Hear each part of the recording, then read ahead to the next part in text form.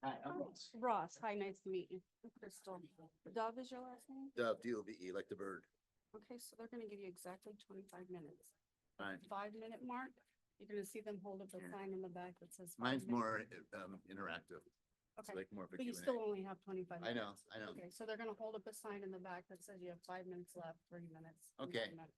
I'm not worried about Make sure you speak into the microphone so that the webcam can hear you. it. All right. I'm an auctioneer. First time I ever had a microphone.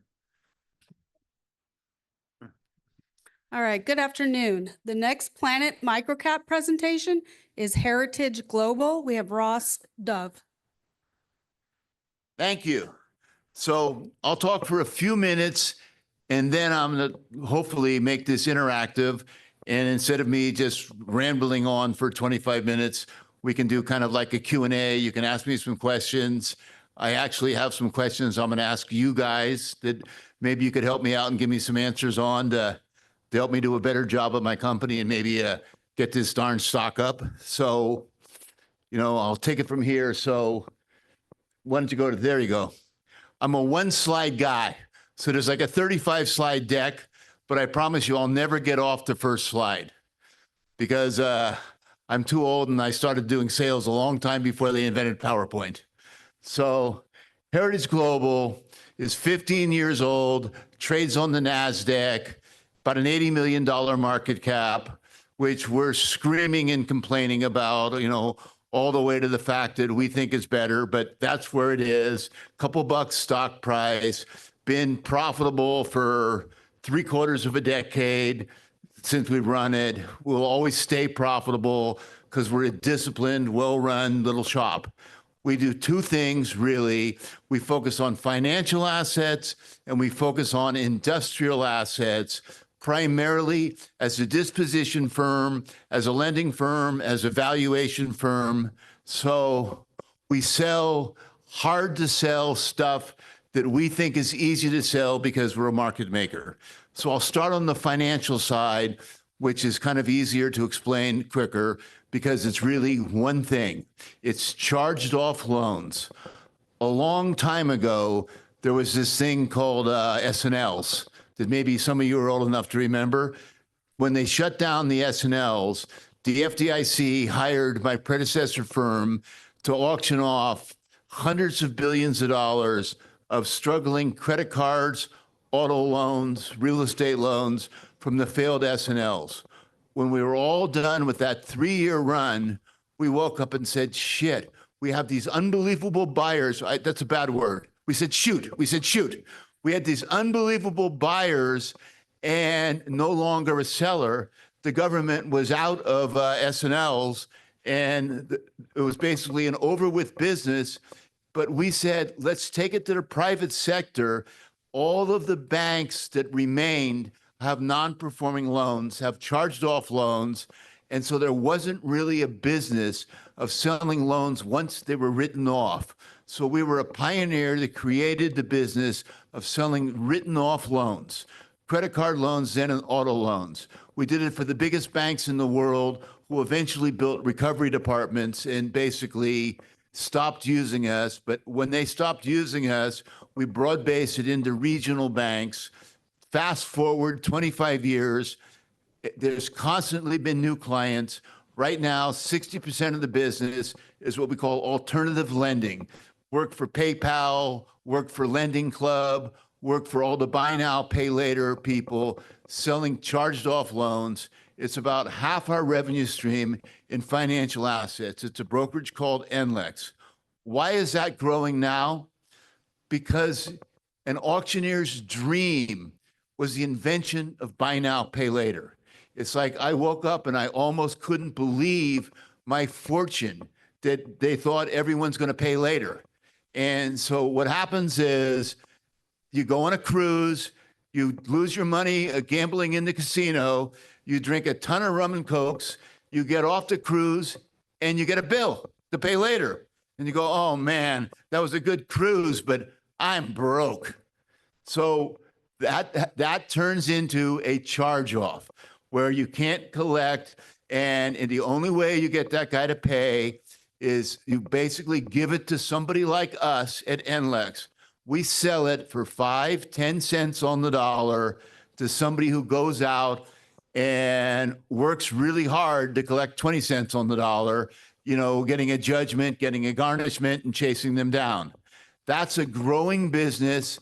If you want to know why we're going to do good, I always say we're going to do good at Heritage when supply is going to grow. Why is supply going to grow? Because the younger generation came out of the pandemic and spent like crazy with no real plan to pay off all their bills. They got spoiled by a pandemic that basically gave them free money from the government. And then all of a sudden, the free money from the government stopped, and we woke up and we've got over $1 trillion of credit card debt. The first time in our history that credit card debt and auto debt was that high. So you say, why aren't I making more money now? Because it takes a year or two for the credit card debt to go all the way down to charge-offs. It starts out, they're not paying. Then they try to collect in full. Then after they try to collect in full, they try to settle. And then a year or a year and a half later, they say, we give up, we charge it off, give it to those junk dealers at NLEX and let them get 5, 10 cents on the dollar. So that wave of assets you saw grow to $1 trillion is going to be my wave of asset sales starting probably June, July, August of this year. You're going to see it grow, and you're going to see 2 years of growth. So that's reason A that you should buy my stock now and get paid later rather than buy now the other way. Buy now and get paid later is what I'm telling you about Heritage. So now we'll move on to the second half of the business. And obviously on that half, there's other businesses. There's a lending business that's a boutique business in comparison. So the primary business is selling from regional banks and selling from, basically all of the different fintech players as a broker. On the flip side of the business is an industrial auction company that was founded by my grandfather in a predecessor company that's literally from right after the Great Depression founded. I grew up with a grandfather and a father that were auctioneers, basically flying all around the world as we built a business on the ladder. I got 15, could have been 20, could have been 30. And all of a sudden I woke up one day and they said, we don't need you anymore. The internet disintermediated me as a bid caller. And there was this thing called the internet. For 2 years, I tried to beat the internet and say, hey, I can get more money with the microphone yelling, and figured out that that was the big lie. So we converted it basically to an online marketplace. We grew the online marketplace to Heritage Global. Heritage Global does about 200 auctions a year. About half the auctions are for household name global companies you all know. We're the auctioneer for Pfizer. We're the auctioneer for Amgen. We do auctions for Halliburton. We've done auctions for Boeing, for Raytheon. I could go on. And those are fee-based commission auctions where they hire us because they're selling surplus assets or closing a plant. The other half of that business is basically happening for two things. Really, really good times. Everybody says, oh, you make your money off the stress. I kill it during really good times if really good times are M&A. Because in M&A, if you're going to do a merger or an acquisition and you're Pfizer and you've got $100 billion in the bank and you're going to buy a company, you're not buying the company because you want their microscopes that are HPLCs or their DNA sequencers. You're buying the company because you want their patents, you want their intellectual capital, you want their scientists, and you don't need another machine to make a pill or to make a tablet or a cream. So under M&A, we do really well in every industry. We also do really well when, so to speak, the oomph hits the fan and there's trouble. So when is there trouble? There's trouble for two reasons. One reason is a marketplace leaves North America. So I'm an old guy. So I had 2 years where I did nothing but textile plants. I had 2 years where I did nothing but semiconductor plants. And what we call that in the auction business is selling peanuts when the circus is in town. So those businesses are transitional. What happened is I learned my lesson that you don't want to be in a business that goes away. So I had a huge year in 2000 where I did 300 dot-com companies. Woke up one day, there were no more dot-com companies. So what we figured out is get into the industries and the sectors that cannot go away. So our biggest sector is pharma, because you do not outsource scientists and trying to cure drugs to another country. It stays here forever. Another sector that stays here forever is defense. So Boeing is not going to leave, or McDonnell Douglas or Raytheon or Hughes Aircraft. They're not going to leave America. So defense stays here. And obviously food and beverage stays here. So we're in 50 sectors. Those are the 3 sectors that we're most active in, because we can grow those continually for the long run. That's 200 auctions a year. It's $100 million in sales. Why is that going to grow? It's going to grow because what's happened now is twofold. The first thing that's going to happen is there's been this massive push on the environment not to put surplus assets into landfill. I did this all my life, and the big company said, I don't want to sell my used equipment to a little company. I'm only getting 5, 10, 15 cents on the dollar. I'll just scrap it. Now scrapping it is unpopular. It's bad business practice not to support the supply chain. And to support an ethical supply chain, they're all pressured now to basically sell their surplus assets.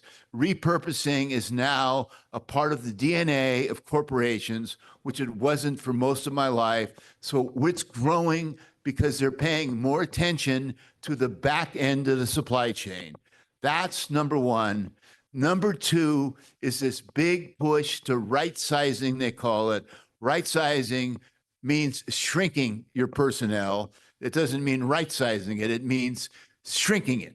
So as you get rogue personnel, and as you try to put more AI into your business, as you try to put more robotics into your business, you create a bunch of surplus equipment. So the surplus equipment business is growing. Right now, it's super hot. Why is it super hot? Because everyone is worried about, and I don't want to get geopolitical, everyone's worried about tariffs and clogging up the supply chain, like what we watched during the pandemic. If the supply chain does get clogged up, used equipment goes way up in value because it takes longer to get new equipment. Or if new equipment becomes more expensive, used equipment goes up with it. So in the end of the day, this is, and this is not political on either side, every auctioneer on earth is going, wow, this could be good for us. So, you know, on a self-serving reason, I see 2 or 3 years in front of me of a lot of financial assets coming to market. And that's a macro fact. I see the layoff tracker going up. You guys can look at the amount of layoffs that happened in the last 6 months, and you can say, how come we're only making $1.5 million or $2 million a quarter instead of 3 or 4 million? I can tell you why. Because it takes a year for those layoffs to turn into revenue for us. We're a year delay. They announced the layoffs. It takes 3 to 6 months to actually do them. And then after they do the layoffs over 6 months, they wake up and say, wow, what are we going to do with all that equipment in building B when there's nobody in building B anymore and all the machines are there? Let's go figure out what to do with them. And then I get to business. So there's this built-in backlog. If you just look at everything that's happened over the last 18 months and just step back and say, I see everything that's happened. Who's going to win going forward? Some people it impacted right then. Some people it impacts 6 months, a year and a half later. We're in that sweet spot that's unarguable, that when you see basically non-performing loans going up, you have to say, hey, a year from now, some of those loans are going to get charged off, and some of those loans are going to get sold through a broker. When you see 6 months and 8 months ago, all of these plant closure announcements and all of these layoffs, then you say, what's going to happen? And you say, 6 months, a year from now, somebody's going to have to deal with all that surplus. So we're heading in. We've been profitable for 7 or 8 years. We've never had a losing quarter. We've had spikes in our revenue. So if you're looking to invest in a software as services type company that has sequential quarter over quarter growth, you're in the wrong room.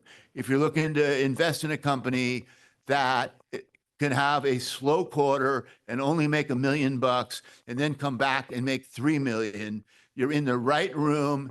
If you think this is a company that you believe is going to grow because you believe supply is going to grow. So if you ask yourself one question, when do I buy stock in an auctioneer, in a broker, and in a liquidator? And when do I sell stock in an auctioneer, a broker, or a liquidator? I buy it when I believe there's going to be more stuff to sell, and I sell it when I believe there's going to be less stuff to sell, because you know that we know how to execute, or we wouldn't have been profitable all these quarters. So the question is, if you believe we know how to execute, then your belief becomes, do I believe they're going to find more things to sell next year than last year? And if I believe that, then I take a look around and I say, there's not that many companies here making money. This one has made money every quarter for 3/4 of a decade during all kinds of economies. And I think they're moving into a sweet spot for the next 2 or 3 years. So I really feel fortunate that I'm so young that I got an easy ride here for while I'm still learning the business. So I'm done. How long did that take? How long? 16 minutes? All right, we got 9 minutes. Somebody asked me a question, something worthwhile. Somebody, come on. If you don't, I'm going to start repeating myself. There you go.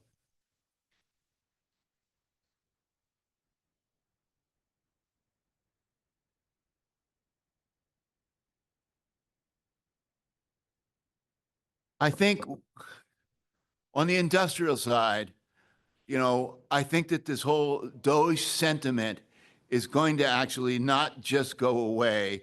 And in the end of the day, it's not just about auctioning off government assets.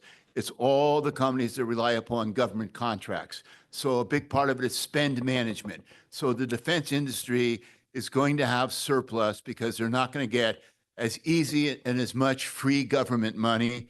And when they don't get as easy and much free government money, there's going to be an increase in the amount of auctions in the aerospace sector, in the defense sector over the next 2 or 3 years as they stop getting as much funding.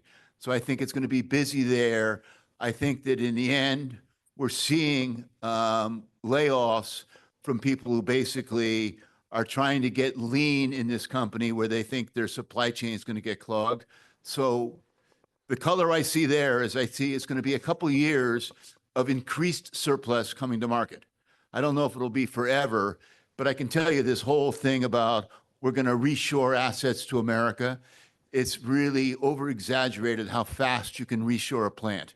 If you're going to go close a plant in Buenos Aires or go close a plant in Germany and reopen it in North America, it's a multi-year situation. And you don't move all the equipment back. You go build, you have to find a location, you have to buy new equipment with new footprints, and then you sell the used equipment. So everything that gets reshored is going to produce auctions for people like me in other countries because they're not moving the equipment back. So, all those combinations tell me there's going to be a big asset flow or a decent asset flow for multiple years. Anybody else? There you go.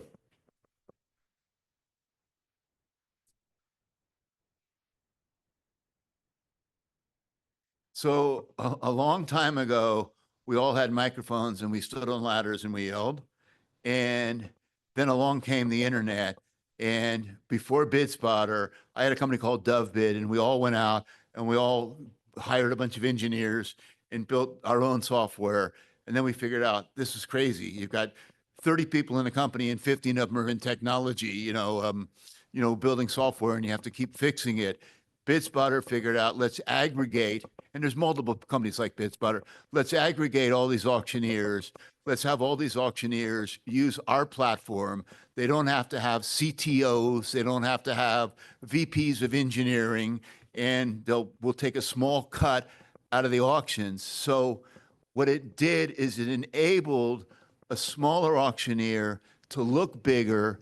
It enabled a smaller auctioneer to leverage off the bigger auctioneer using the platform, because people can go to one place and look at 50 auctioneers' assets. So it had a positive impact on the industry, but I'd say more so on the smaller players. We use BidSpotter sometimes, but we use multiple different vendors. I would say it's a non-impact on us. We could have afforded our own technology, but for the industry, it's been a good thing. Yes, sir.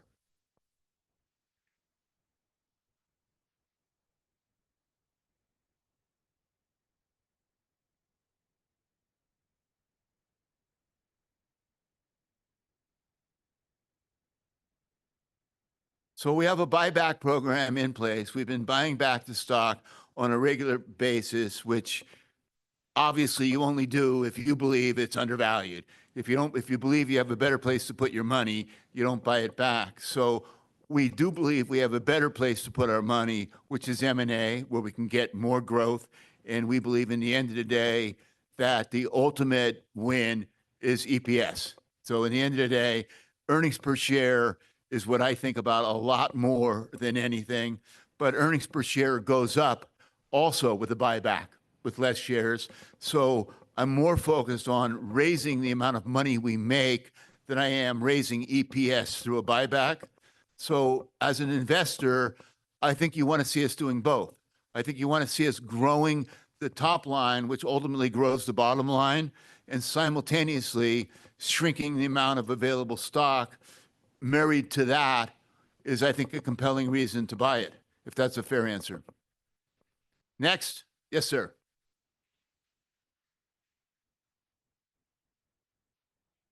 Yeah.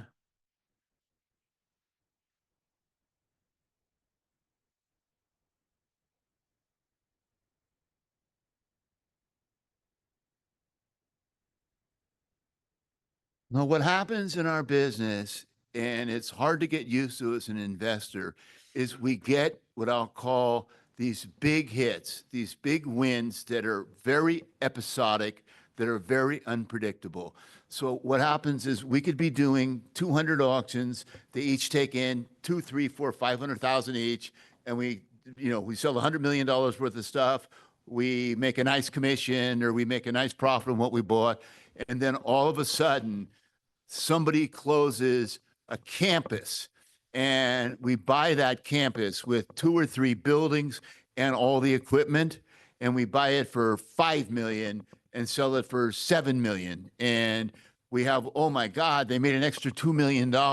This company is on fire. We're not on fire. We just found an unbelievable win. We get those. We're not done getting them. But if you ask me when I'm going to get the next one, I can tell you there's almost always 1 or 2 in the pipeline. But out of the 1 or 2 in the pipeline, you get 10% of them. So will we get one this year? I hope so. I hope so. And if we do, yeah, then you're going to look and say, wow, these guys did not make 8 million. I'm telling you, we're going to make 7, 8, 9 million this year. You're going to go, they made 11 million. But we made 11 million instead of 7 or 8 million because we had a pop.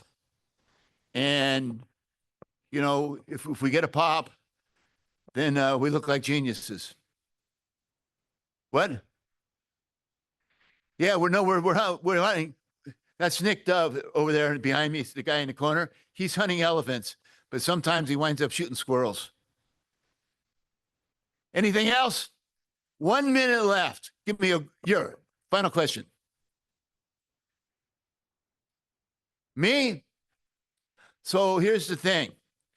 I have 2 kids that make a decent living and one kid that doesn't make a decent living. And I got them through college, but I still got to give them a little bit of money here or there. So I think I'll have to keep working for a while because, you know, they're not making enough money to pay old dad. It's still the opposite way where old dad still has to help them.